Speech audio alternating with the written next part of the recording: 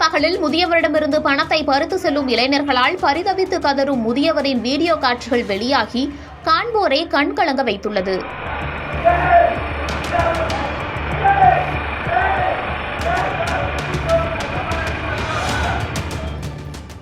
எப்பொழுதும் மக்கள் நடமாட்டம் அதிகம் இருக்கக்கூடிய திருச்சி காந்தி மார்க்கெட் பகுதியில் உள்ள சப்ஜெயில் ரோட்டில் 65 வயது முதியவர் விஸ்வநாதன் நடந்து வந்துள்ளார். அங்குள்ள லாரி ஷெட்டில் பணி முடித்துவிட்டு அன்றைய கலெக்ஷன் பணத்தை எடுத்துக்கொண்டு திரும்புகையில் அதை நோட்டமிட்ட 3 இளைஞர்கள் சாதாரணமாக அவர் பின்னே நடந்து வருவது போல வந்துள்ளனர்.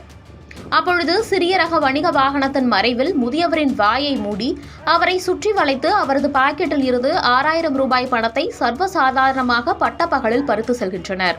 கீழே விழுந்த முதியவர் கதறியபடி அந்த இளைஞர்களை துரத்துகிறார். ஆனால் அந்த இளைஞர்கள் தப்பி சென்று விடுகின்றனர். கடந்த 4ஆம் தேதி நடைபெற்ற இந்த சம்பவம் குறித்த சிசிடிவி காட்சிகளை வைத்து விசாரணை செய்த நிலையில் இந்த வழக்கில் ஈடுபட்ட தாராநல்லூர் பகுதியைச் சேர்ந்த தர்மதுரை, ஈபி ரோடு பகுதியைச் சேர்ந்த அண்ணாமலை மற்றும் ஜோசப் ஆகிய 3 பேரை காந்தி மார்க்கெட் காவல்துறையினர் கைது செய்துள்ளனர். இதில் தர்மதுரை மற்றும் அண்ணாமலை மீது ஏற்கனவே கஞ்சா தொடர்பான குற்ற வழக்கு ஒன்று நிலுவையில் உள்ளது குறிப்பிடத்தக்கது. பட்டப்பகலில் முதியவரென்றெல்லாம் பாராமல் மனிதநேயமின்றி அவரை கீழே தள்ளிவிட்டு பணத்தை பறித்து செல்லும் சிசிடிவி காட்சிகள் நம்மை பதட்டம் அடைய செய்கிறது.